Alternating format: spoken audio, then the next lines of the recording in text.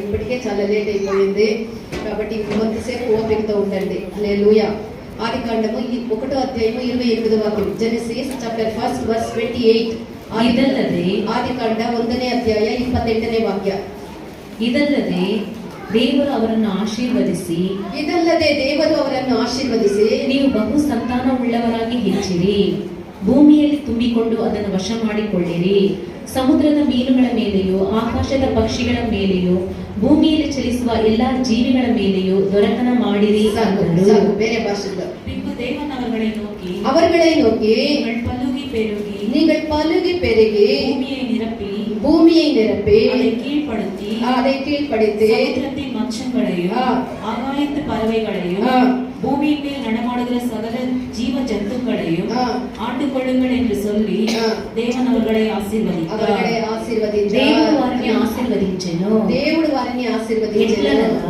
మీరు ఫలించి అభివృద్ధి పొంది విస్తరించి. దేవుడు వాళ్ళని ఆశీర్వదించెను. కర్తర్ అవర్களை ఆశీర్వదించాడు. మరి దేవుడు ఆశీర్వదించేటటువంటి దేవుడై ఉన్నాడు. దేవుడు ఆశీర్వదించే దేవుడై ఉన్నాడు. దేవుడు తన పిల్లల్ని ఆశీర్వదించాలి. దేవుడు ఆశీర్వాదాన్ని అనుగ్రహించే దేవుడే మన యొక్క దేవుడై ఉన్నాడు. దేవుడు జనానికి ఆశీర్వాదం కొడుకున్న దేవుడై இருக்கிறார். ఈ ఆశీర్వాదాన్ని దేవుడు మనకు అనుగ్రహించనై ఉన్నారు. ఎప్పటికీ ఆశీర్వాదాలు కొడుకు இருக்கிறார். మనం బ్రతుకుటకు కావాల్సినటువంటి లౌకిక ఆశీర్వాదములతోను భూమి వాడకే ఉలగ ప్రకారమైన ఆశీర్వాదం, మన యొక్క శరీరములకు కావాల్సినటువంటి ఆరోగ్యపరమైనటువంటి ఆశీర్వాదములుగాను, శరీరపరమైన ఆరోగ్యకరమైన ఆశీర్వాదం, సంబంధమైనటువంటి ఆత్మీయమైనటువంటి ఆశీర్వాదములతోను మన యొక్క దేవుడు ఆశీర్వదించే దేవుడై ఉన్నారు. పరలోకీయ ఆశీర్వాదం దేవుడు కొడుకు దేవుడు మనకు ఆశీర్వదించే இருக்கிறார். సృష్టిని గురించి మనం చూడగా సృష్టిని పార్కుబోదు సమస్తమును సృష్టించిన తర్వాత సర్వத்தை உருவாக்கின பின்பு చివరిగా దేవుడు మనిషిని సృష్టించే మనిషిని సృష్టించినటువంటి దేవుడు ఆ మనిషిని దేవుడు ఆశీర్వదించినట్టు వేదములో మనం చూస్తూ ఉన్నాము. దేవుడు మనిషిని సృష్టించింది మాత్రమే కాకుండా సృష్టించినటువంటి మనిషిని ఆశీర్వదించింది. బహుగా అభివృద్ధి పొంది నువ్వు బహుగా సంతతి గలవాడిగా ఉండి అభివృద్ధి కమ్మని దేవుడు వారిని చెప్పి ఆశీర్వదించే. దేవుడు తన పిల్లల్ని ఆశీర్వదించే విషయంలో ఆయన చాలా ఆసక్తి కలిగిన ఆశ కలిగినటువంటి దేవుడై ఉన్నాడు. 24వ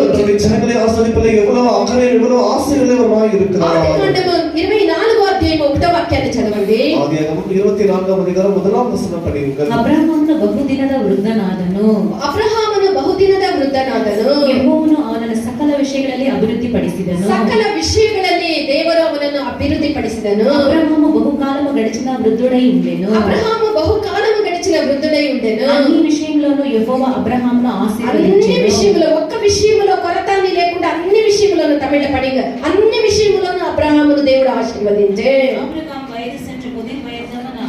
ஆபிரகாம் வயது சென்று முதிர் வயதவனானார். கர்த்தர் ஆபிரகாமை சகல காரியங்களிலும் ஆசீர்வதித்தார். சகல காரியங்களிலும் ஆபிரகாமை கர்த்தர் ஆசீர்வதித்தார். ఆయన అన్ని కార్యములు యందు అబ్రహామును దేవుడు ఆశీర్వదించే. అబ్రహాము సకల కార్యాలను ఆశీర్వదించారు. ప్రియమైనటువంటి దేవుని యొక్క బిడ్డ, దేవుని పిల్లకి ఆనాడు దేవుడు అబ్రహామును ఆశీర్వదించిన దేవుడు నేడు జీవముతో ఉన్నాడు. అబ్రహాము ఆశీర్వదించిన దేవుడు ఎంతకీ జీవముతో ఉన్నాడు. నన్ను మనందరినీ ఆయన ఆశీర్వదించడానికి ఆశ కలిగిన అత్యాసక్తి కలిగినటువంటి దేవుడై ఉన్నాడు. ఈ ఆశీర్వాదములన్నీ కూడా వేదములో చెప్పబడినటువంటి సకల ఆశీర్వాదములను మనం సొంతం చేసుకొనుటకు మనము దేవుని యొక్క సన్నిధానములో మనము కనబడాలి. దేవుని యొక్క సన్నిధానములో మనము దేవుని యొక్క ఆజ్ఞలకు లోబడి ఉండాలి. మన పూర్వపితడైనటువంటి అబ్రహామును గురించి మనం చూసినట్లయితే అదే విధముగా అబ్రహాము యొక్క కుమారుడైనటువంటి ఈసాకు కుమారుడైనటువంటి యాకోబును గురించి మనం చూసినట్లయితే ఏ నిబంధన అనేది లేకుండా ఏ ఒక కండిషన్ లేకుండా దేవుడు వాడిని ఆశీర్వదించింది. ద్వితీయోపదేశ కాండం 28వ అధ్యాయం మొదటి 2 వాక్యాలను మనం చూసినట్లయితే முதல் 2 வசனங்களை படிக்கும் போது ನೀವು ನಿಮ್ಮ ದೇವರಾದ ಯೆಹೋವನ ಮಾತನ್ನು ಶ್ರದ್ಧೆಯಿಂದ ಕೇಳಿ ಈಗ ನಿಮಗೆ ಬೋಧಿಸುವ ಆತನ ಆಜ್ಞೆಗಳನ್ನೆಲ್ಲ ಅನುಸರಿಸಿ ನಡೆದರೆ ಆತನು ಭೂಮಿಯ ಮೇಲಿರುವ ಎಲ್ಲಾ ಜನಾಂಗಗಳಿಗೆ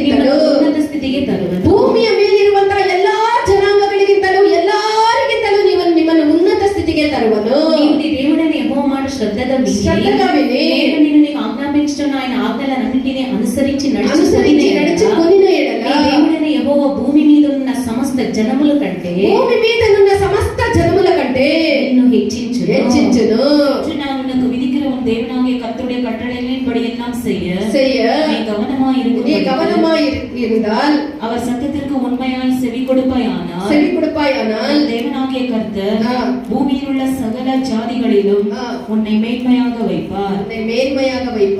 మనము దేవుని యొక్క ఆజ్ఞలకి లోబడి అయిన మాటని మనం శ్రద్ధగా విని మనము లోబడిన ఎడల నిశ్చయముగా భూమి మీద ఉన్నటువంటి సమస్త జనముల కంటే ఎక్కువ స్థితికి, ఉన్నతమైనటువంటి స్థితికి, ఆశీర్వదించబడినటువంటి స్థితికి తెచ్చేదానికి మన యొక్క దేవుడు నమ్మకస్తుడై ఉన్నాడు. கர்த்தர் விதிக்கிற எல்லா கட்டளைப்படி செய்து அவருடைய சத்தத்துக்கு கவனமாய் செவி கொடுத்து அதன்படி நடக்கும்போது நிச்சயமாக தேவன் பூமியில் சகல ஜனங்களை நம்மை ஆசீர்வதிக்க அவர் எல்லாவற்றிலும் மேன்மையாகத்தான் வைப்பார். ఏదో ఒక సాధారణమైనటువంటి జనము కాదు మనము. ఏదో ఒక సాధారణ జనము అಲ್ಲ. దేవుని యొక్క ఆశీర్వాదములను స్వంతము చేసుకునేదానికి పిలువబడినటువంటి విశేషమైనటువంటి జనమై ఉన్నాము. దేవుని ఆశీర్వాదములను సొంతం కొనడానికి అడగపట్ట విశేషమైన జనము. అదే 1 పేతురు 3వ అధ్యాయం 9వ వాక్యాన్ని చదవండి. అదే 1 పేతురు 3వ అధ్యాయం 9వ వచనం పడి ఉంటుంది. ಚದವರಿಗೆ ಅಪಕಾರವನ್ನು ನಿಂದೆಗೆ ನಿಂದೆಯನ್ನು ಮಾಡದೆ ಆಶೀರ್ವದಿಸಿರಿ. ಇದಕ್ಕಾಗಿ ದೇವರು ನಿಮ್ಮನ್ನು ಕರೆದನಲ್ಲ. ಹೀಗೆ ಮಾಡುವುದಾದರೆ ನೀವು ಆಶೀರ್ವಾದವನ್ನು ಬಾಧ್ಯವಾಗಿ ಹೊಂದುವಿರಿ. ఆశీర్వాదమునకు వారసులవుటకు మీరు పిలువబడితిరి కనుక కీడుకు ప్రతి కీడైన దూషణకు ప్రతి దూషణైన చేయక దీవించుడి. தீமைக்கு தீமையோ உதாசீனத்துக்கு உதாசீனத்தையும் சரி கட்டாமல் அதற்கு பதிலாக நீங்கள் ஆசீர்வாதத்தை சுதந்திரித்துக் கொள்ளும்படி நாம் எல்லாருமே ஆசீர்வாதத்தை சுதந்திரித்துக் கொள்ளும்படிக்கு அழைக்கப்பட்ட ஜனமாய் இருக்கிறோம். మనమందరము కూడా ఆశీర్వదించబడాలి. ఆశీర్వాదములని స్వతంత్రించుకొనుటకు పిలువబడినటువంటి విశేషమైనటువంటి జనమై ఉన్నాము. మనం எல்லாரும் எல்லா ஆசீர்வாதங்களை சுதந்திரித்துக் கொள்ளும்படிக்கு அழைக்கப்பட்ட விசேஷமான ஜனமாய் இருக்கிறோம். మనల్ని ఆశీర్వదించేదే దేవుని యొక్క ఇష్టమై ఉన్నది. మనల్ని ఆశీర్వదింపదే కర్త. 2 రాజులు 9వ అధ్యాయం 9వ వాక్యాన్ని మనం చూసినట్లయితే 2 రాజులు 2వ అధ్యాయం 9వ వచనం படிக்கும்போது ಅವರು ಆಚರಣೆಗೆ ಸೇರಿದ ಮೇಲೆ ಎಲಿಯನು ಎಲೀಷನನ್ನು ನಿನ್ನನ್ನು ಬಿಟ್ಟು ಹೋಗುವ ಮೊದಲು ನಾನು ನಿನಗೋಸ್ಕರ ಏನು ಮಾಡಬೇಕೆಂದು ಹೇಳು ಎಂದು ಕೇಳಿದನು. ಅದಕ್ಕೆ ಎಲೀಷನು ನಿನಗಿರುವ ಆತ್ಮದಲ್ಲಿ ನನಗೆ 2 ಪಾಲನ್ನು ಅನುಗ್ರಹಿಸು ಎಂದು ಕೇಳಿಕೊಂಡನು.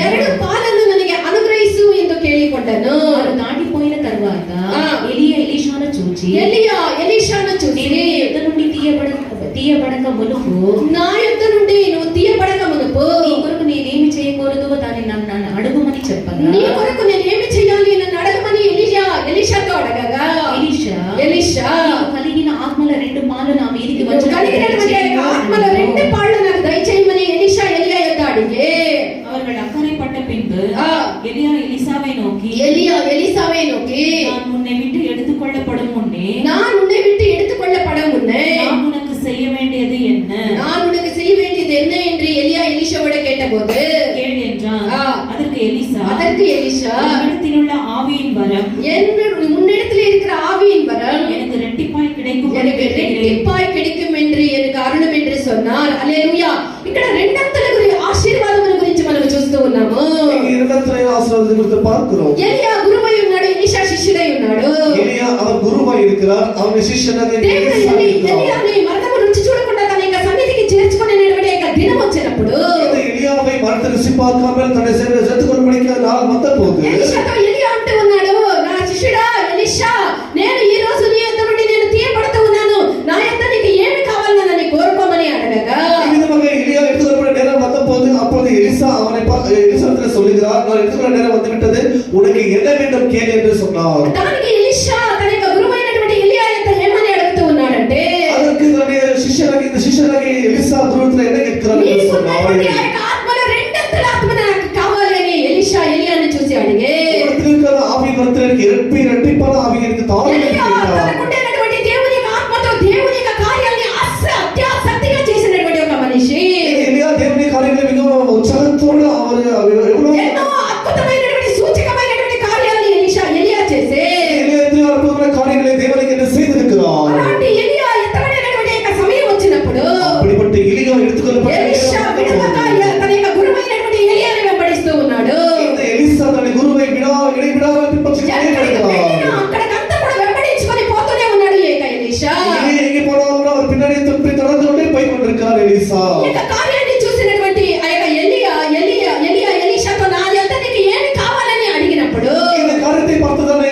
தன்னுடைய சிஷ்யராகிய எலிசாவை பார்த்து கேட்க அவனுக்கு என்ன வேண்டும் என்று கேட்டான். దేవుని యొక్క పేరిట మీరు చేసినటువంటి అన్ని అద్భుతమైనటువంటి దేవుని యొక్క కార్యాలని చేసి ఉన్నారే, ఆ కార్యములు రెండంతలుగా నేను చేయాలి, ఆ ఆత్మను నాకు దయచేయమని అడిగే. దేవుని పక్షமாய் இருந்து எத்தனை அற்புதமான காரியங்களை செய்திருக்கிறல்லவா, அத்தனை காரியங்கள் நாம் இரண்டத்தனையாய் செய்ய வேண்டும், அப்படிப்பட்ட ஆவி வரதை எனக்கு தாரும் என்று கேட்டிருக்கிறார். ఎలియా యొక్క ఎలీషా పొందుకొని తన యొక్క గురువు కన్నా రెండంతలుగా అతడు దేవుని కొరకు వెలిగి మహిమగా ప్రకాశింపబడే. அப்படி எலிசா அந்த ஆவியின் வரத்தை இரண்டத்தனை பெற்றுக்கொண்டு அப்படியே దేవునికి என்று மிகவும் பிரகாசித்து அவர் காரியங்களை செய்திருக்கிறார். ఇలాంటి ఒక ఆసక్తి మనలో ఉండాలి, இப்படிப்பட்ட உற்சாகம் நம்ம மேலே இருக்க ఇలాంటి வேண்டும். ఒక ఆత్మ వరములు మనలో ఉంటే இப்படிப்பட்ட ஆவியின் வரம் நம்ம இருக்கும் என்று சொன்னால் మనం చేసేటువంటి ప్రార్థన, మనం చేసేటువంటి సేవ ఇతరులకి ఆశీర్వాదకరంగా ఉంటుంది. நாம் செய்கிற ஊழியம் செய்கிற எல்லாமே ஜெபம் மற்றவர்களுக்கு ஆசீர்வாதமாய் காணப்படும். యేసు ప్రభు యొక్క నామములో మనము కూడా ఆనాడు ఎలియా ఎలీషా చేసినటువంటి అదే అద్భుత ఆశ్చర్య కార్యములు ఈనాడు మనము కూడా చేయగలము. அதனாலே எலியா எலிசா போன்றவர்கள் செய்த காரியத்தை பார்க்கிற நாம கூட இன்றைக்கு தேவனுடைய நாமத்தில் ఎలియా చేసిన దానికంటే ఎలియా ఇంకా అద్భుతమైనటువంటి అద్భుతాలు చేసే. எலியா செய்ததை பார்க்கிறோம், எலிசா இரண்டத்திலேக காரியங்களை செய்திருக்கிறார். మనం అడుగు వాటి కంటే యోచించు వాటి కంటే అధికముగా చేసేదానికి శక్తి కలిగినటువంటి దేవుడు మన యొక్క దేవుడై ఉన్నాడు. நம்முடைய தேவனம் கேட்பதை பார்க்க நினைப்பதை பார்க்க அதிகமாய் செய்கிற தேவனாய் అదే இருக்கிறார். ఎఫెసీయుల 3:20 వాక్యములో మనం చదువుతూ ఉన్నాము. எபேசியர் 3:20 அதே మనం అడుగుట కంటే యోచించుట కంటే ఎక్కువగా చేయ శక్తి కలిగినటువంటి దేవుడు మన యొక్క దేవుడై ఉన్నాడు. நாம் நினைப்பதற்கும் கேட்பதற்கும் செவிப்பதற்கும் அதற்கு மேலாக செய்கிற ఈ தேவன் దినములలో దేవుని యొక్క నామము మహిమ కొరకు தேவனுடைய நாமத்தை மகிமைக்காக అద్భుతములను సూచక కార్యములను చేయుటకు రెండంతల ఆశీర్వాదములు మనకు అవశ్యమై అవసరమై ఉన్నది. கர்த்தருடைய நாமத்தில் அற்புதமான காரியங்களை செய்வதற்கு அநேகங்களை செய்வதற்கு தேவனுடைய இரண்டத்திலேய ஆவி మనము జీవించినటువంటి ஆசீர்வாதம் దినాలైనది బహు చెడ్డదిగా అంత్య దినాలై ఉన్నవి. மிகவும் கெட்டதாய் கொடியதாய் கடைசி మొదటి శతాబ్దంలో జీవించినటువంటి జనులకు ఉండేటువంటి ఆత్మ కంటే రెండంతల ఆత్మ ఉండాలి. 9 గంటలకి 9:30 కూటం అంటే 10 ముక్కలకు వచ్చేది కాదు. రెండంతల మొదటి శతాబ్ద కాలంలో జీవించినటువంటి ఆ జనముల కంటే రెండంతల ఆత్మ మనం కలిగిన ఈ దినాల్లో మనకు అవశ్యమై ఉన్నది. அந்த முதலாம் நூற்றாண்டு காலத்தில் இந்த ஜனங்களுடைய வைராக்கியத்தை போல நமக்கு கூட அதிகமாய் இரண்டத்திலேயாய் அப்படிப்பட்ட வைராக்கிய பக்தி வைராக்கியம் இருக்க అలా வேண்டும். ఉన్నట్లయితే మనము మనకు మన యొక్క దేవునికి ఇతరులకి మనం ఆశీర్వాదకరంగా ఉంటాము. அப்படி இருக்கும் என்று சொன்னால் நிச்சயம் நாம் மற்றவர்களுக்கு ஆசீர்வாதமாய் காணப்படுவோம். ఆదికాండము 43వ అధ్యాయము 34వ వాక్యాన్ని ఇక్కడ మనం చదివినట్లయితే ஆதியாகமம் 40వ అధ్యాయం 34వ వచనం படிக்கும்போது చదవండి. ಯೋಸೇಫನು ತನ್ನ ಮುಂದೆ ಬಡಿಸಿದ್ದ ಪದಾರ್ಥಗಳಲ್ಲಿ ಅವನಿಗೆ ಭಾಗಗಳನ್ನು ಕಳುಹಿಸಿದನು. ಆದರೆ ಬೆನ್ಯಾಮೀನನಿಗೆ ಬಂದ ಭಾಗವು ಬೆನ್ಯಾಮೀನನಿಗೆ ಬಂದ ಭಾಗವು ಇತರರ ಭಾಗಗಳಿಗಿಂತ 5ರಷ್ಟು ಹೆಚ್ಚಾಗಿತ್ತು. ಇತರರ ಭಾಗಗಳಿಗಿಂತ 5ರಷ್ಟಿತ್ತು. சாகம். அவர் தனக்கு முன் வைக்கப்பட்டிருந்த போஜனத்தில் அவர்களுக்கு பங்கிட்டு அனுப்பினார். அவர்கள் எல்லாருடைய பங்குகளை பார்க்கிலும் பென்யாமீனுடைய பங்கு 5 மடங்கு அதிகமாயிருந்தது. ఇక్కడ బెన్యామీను యొక్క వంతు అందరి సహోదరుల కంటే 5 అంతలుగా అధికముగా ఉన్నట్లుగా గొప్పదిగా ఉన్నట్లుగా ఇక్కడ వాక్యములో మనం చూస్తూ ఉన్నాము. பென்யாமீனுடைய அவருடைய பகுதியை பார்க்கும்போது அவருடைய பங்கை பார்க்கும்போது எல்லாரையும் பார்க்கலாம் 5 அளவு மடங்காக அதிகமாயிருந்ததை பார்க்கிறோம். ఇప్పుడు యోసేపు ఐగుప్తు దేశంలో ఒక మహా పెద్ద ఒక అధికారమైనటువంటి ఒక స్థానంలో ఉన్నాడు. யோசேப்பு எகிப்தில் ஒரு பெரிய அதிபதியாய் காணப்படுகிறார். ఇప్పుడు ఆ యొక్క అతని యొక్క సహాయాన్ని ఆర్తించి ఈ యొక్క యోసేపు యొక్క సహోదరులు వెళ్ళి ఉన్నారు. తమ యొక్క తమ్ముడు అనేది తెలియకుండా ఆ యొక్క దేశం యొక్క అధికారి యొద్దకు సహాయాన్ని అర్థించి వెళ్ళి ఉన్నారు. அந்த பஞ்சத்தின் நாட்களிலே உதவி கேட்கும்படிக்கு இப்பொழுது அங்கே இருப்பது தன்னுடைய சகோதரன் யோசேப்பு தான் என்று அறியாமல் அவரிடத்தில் உதவி கேட்கும்படிக்கு இந்த அண்ணன்மார்கள் போயிருக்கிறார்கள். చరిత్ర మనకందరికీ ఎరుకయే. அந்த சரித்திரம் எல்லாரும் தெரிந்தது. మనం చూడగా యోసేపు తన యొక్క చిన్న సహోదరుడైనటువంటి బెన్యామీనును చూసి இப்பொழுது சகோதரனாகிய இளையவனாகிய பென்யாமீனை பார்த்து దేవుడు నీకు కృపనిచ్చి ఆశీర్వదించును గాక అని తన యొక్క చిన్న తమ్ముడైనటువంటి బెన్యామీనును చూసి యోసేపు అంటూ ఉన్నాడు. அவனுக்கு கிருபை காப்பாரட்டி உன்னை ஆசீர்வதிப்பாராக என்று దేవుడు నీకు కృప చూపించి నిన్ను ఆశీర్వదించును గాక అని చెప్తూ ఉన్నాడు. தேவனை பார்த்து ஆசீர்வதிப்பாராக என்று சொல்லுகிறார். అదే విధముగా తండ్రి యొక్క కుడి పార్శ్వమందు ఆశీర్వదైనటువంటి యేసు ప్రభు మన కొరకు విజ్ఞాపన చేసినటువంటి మన పెద్ద సహోదరుడై ఉన్నాడు. அதே விதமாக பிதாவின் வலது வாசலில் உட்கார்ந்து நம்முடைய மூத்த சகோதரனாகிய இயேசுவானவர் நமக்காக பரிந்து பேசுகிறவராய் இருக்கிறார். మన యొక్క బలహీనతల యందు ఆయన మనకు సహానుభవము కలిగినటువంటి పెద్ద సహోదరుడై ఉండి మన కొరకు తండ్రి దగ్గర ఆయన విజ్ఞాపన చేసినటువంటి దేవుడై ఉన్నాడు. நம்முடைய பல வீரங்களில் நமக்காக பரிந்து பேசுகிற நம்முடைய பரிந்துரைக்கிற நம்முடைய பிரதான ஆசிரியர் நம்முடைய இயேசு இருக்கிறார். ఆత్మీయమైనటువంటి ఎదుగుదలని పూర్ణత కలిగించేటువంటి యేసు ప్రభువుకు యోసేపుకు పోల్చవచ్చు. நம்முடைய ஆவிக்குரிய காரியங்களை பூர்ணப்படுத்துகிற நம்முடைய இயேசுவை அந்த பெண்ணைகளையும் ஒப்பிட்டு சொல்லலாம். దేవుని యొక్క జనమా మనము దేవుని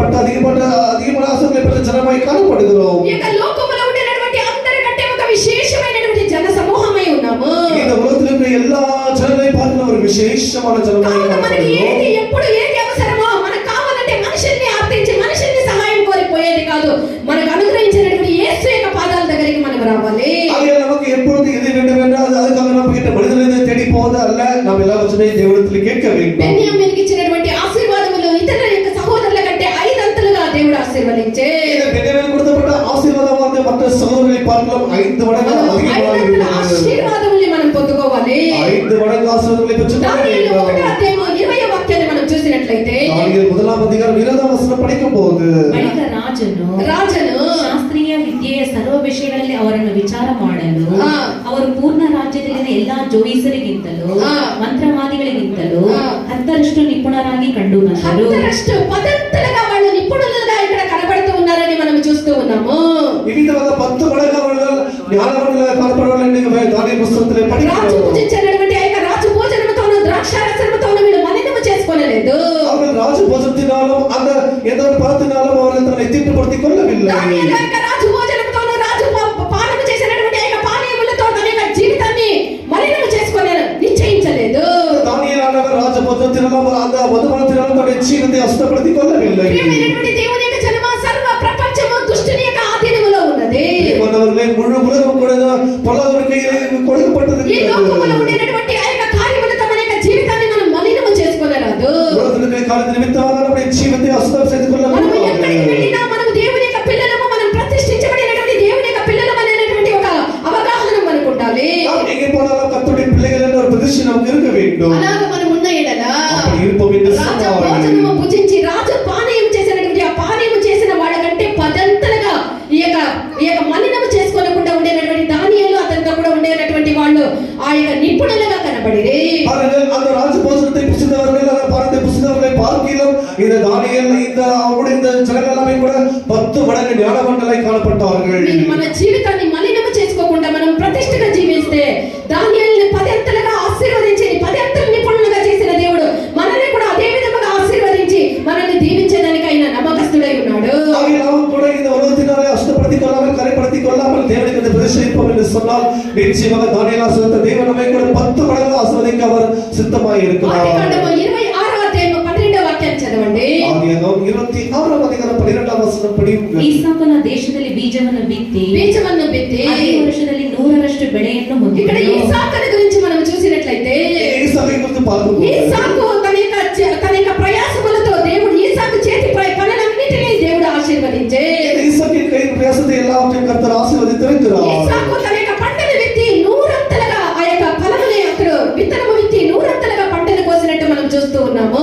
ஈசாக்கு அங்கத்தான நிலத்திலே பயிர்களை விதைத்த விதம் 100 பலன்களை பெற்றிருக்கிறார். ఈసాకును ఆశీర్వదించిన దేవుడు మన యొక్క దేవుడై మనల్ని ఆశీర్వదించగోరుతూ ఉన్నాడు. ஈசாக்கு ஆசீர்வதித்த தேவன் நம்மை ஆசீர்வதிக்க வேண்டும் என்று விரும்புகிறார். అదే ఆశీర్వాదములతో దేవుడు మనల్ని ఆశీర్వదించేదానికి ఆశ కలిగి ఉన్నారు. அதே விதமாக தேவன் நம்மை ஆசீர்வதிக்க வேண்டும் என்று விரும்புகிறார். సామెతలు 10వ అధ్యాయం 22వ వాక్యాన్ని చదవండి. நீதிமொழிகள் 10వ అధ్యాయం 22వ వచనం படிப்போமாக. ಯೆಹೋವನ ಆಶೀರ್ವಾದವು యెహోవన ఆశీర్వాదము భాగ్యదాయకವು ಅದು ವ್ಯಸನವನ್ನು ಸೇರಿಸದು. యెహోవన ఆశీర్వాదము భాగ్యదాయకವು అది వ్యసనವನ್ನು ಸೇರಿಸದು. ಯೆಹೋವ ಆಶೀರ್ವಾದము ಐಶ್ವರ್ಯಂ ಇಚ್ಚುನು. యెహోవా ఆశీర్వాదము దేన్ని ఇస్తుంది?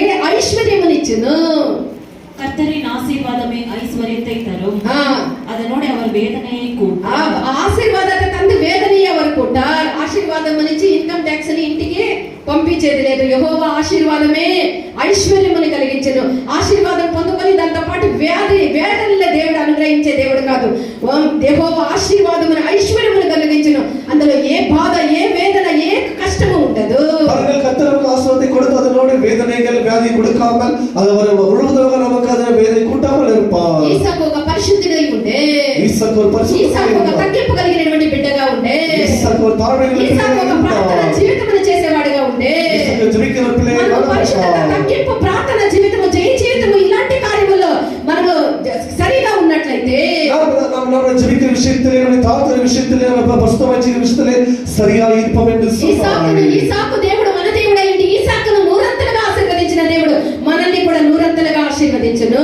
ஈசாக்கின் தேவன் நம்முடைய தேவனாய் இருந்த ஈசாக்கை நூறத்தனை ஆசீர்வதித்த தேவன் நம்மை ఈసాకు ఎల్లప్పుడూ ఆశీర్వదింపాர். దేవుని ధ్యానించే మనిషిగా కనబడే ஈசாக்கு எப்பொழுதும் கர்த்தரை தியானிக்கிற మనం కూడా பிள்ளைகளாய் దేవుని இருந்தார். ఎల్లప్పుడూ ధ్యానించేటువంటి పిల్లలమై ఉండాలి. நாம் எப்பொழுதும் கர்த்தரை தியானிக்கிற பிள்ளைகளாய் అదే இருக்க కీర్తనలో வேண்டும். 1వ అధ్యాయం మొదటి 2 వాక్యాల్లో దుష్టుల యొక్క ఆలోచన చొప్పున నడవక పాపులు కూర్చుండే మార్గమున కూర్చుండగా యెహోవా ధర్మశాస్త్రమందు దీవారాత్రులు ధ్యానించేవాడు ఎంతో ధన్యుడని చెప్పబడి ఉన్నది. இதுதான் சங்கீதம் 1:2 வசனத்திலே அவ்விதமாக கர்த்தருடைய வேதத்திலே தியானமாய் இரவு பகலும் இருக்கிற மனுஷன் பாக்கியவான் என்று சொல்லப்படுகிறது. இரவும் பகலும் மொபைலிலே தியானமாய் இருக்கிற மனுஷன் பாக்கியவான் என்று இந்த வசனத்தை அப்படியாகவே திருப்பிக் கொண்டு இந்த நாட்களிலே தேவனுடைய பிள்ளைகள் கூட அப்படியாகத்தான் வாழ்ந்து கொண்டிருக்கிறார்கள்.